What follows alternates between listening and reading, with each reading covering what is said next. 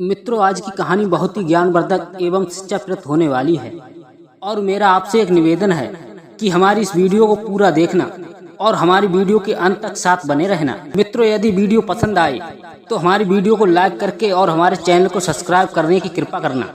मित्रों, एक बार की बात, एक राजा था। उसने रात्रि में एक सपना देखा और उसके सपने में एक महात्मा उससे कुछ कह रहा था। बेटा, कल रात को तुम्हें एक विषैला सर्प काटेगा और उसके डसने से तुम्हारी मृत्यु हो जाएगी। वो सर्प एक पेड़ की जड़ में रहता है और वो तुमसे पूर्व जन्म का बदला लेना चाहता है। मित्रों, जब सुबह हुई और राजा सोकर उठा और राजा अपने सपने की बात को सोचकर उसने अपनी आत्मरक्षा के लिए उसने ये सोचा कि मुझे क्या उपाय करना चाहिए। इस बात को सोचकर विचार करने लगा। दोस्तों, सोचते सोचते राजा जब इस बात पर पहुंचा कि मधुर व्यवहार से बढ़कर शत्रु से जीतने वाला और कोई हथियार इस पृथ्वी पर नहीं है, उसने सर्प के साथ मधुर व्यवहार करके मन बदल देने का निश्चय कर लिया। मित्रों, शाम होते ही राजा ने उस पेड़ के जड़ से लेकर अपनी सैया तक फूलों का बिस्तर लगवा दिया और सुगंधित जलों का छिड़काव करवा दिया और मीठे दूध के कटोरे जगह जगह रखवा दिए और अपने सेवकों से कह दिया कि रात्रि को जब सर्प निकले कोई भी उसे किसी भी प्रकार का कष्ट नहीं देगा। मित्रों, रात्रि को सांप जब अपनी गुफा से बाहर निकला और वो राजा के महल की तरफ चल दिया, तो जैसे जैसे आगे बढ़ता गया, अपने लिए की गई स्वागत व्यवस्था को देखकर वो बड़ा ही खुश होता गया।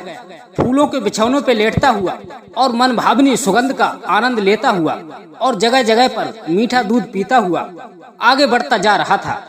इस तरह क्रोध की जगह खुशी का माहौल दिख रहा था।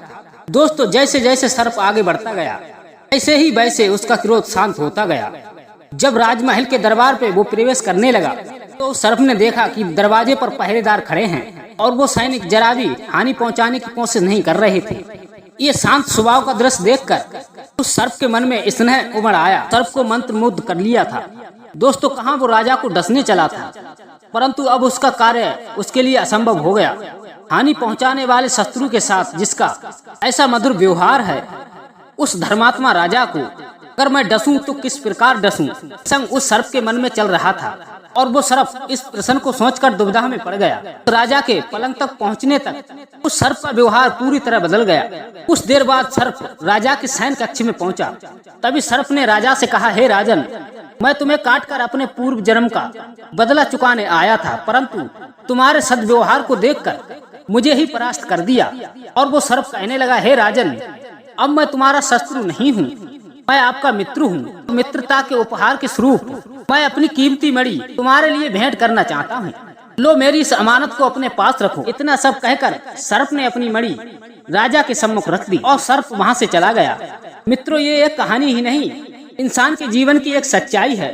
इंसान का अच्छा व्यवहार कठिन से कठिन कार्य को सरल बना देता है। यदि हर व्यक्ति का व्यवहार कुशल है तो वो अपने जीवन में सब कुछ प्राप्त कर सकता है जो वो पाने के लिए अपने जीवन में इच्छा रखता है। मित्रों, इसीलिए कहते हैं हर एक इंसान को अपने जीवन में व्यवहार मधुर रखना चाहिए और हर व्यक्ति के साथ अच्छा संबंध बनाकर रखना चाहिए, क्योंकि अच्छा व्यवहार ही जीवन में आने वाली कठिन से कठिन मुसीबतों को दूर कर देता है।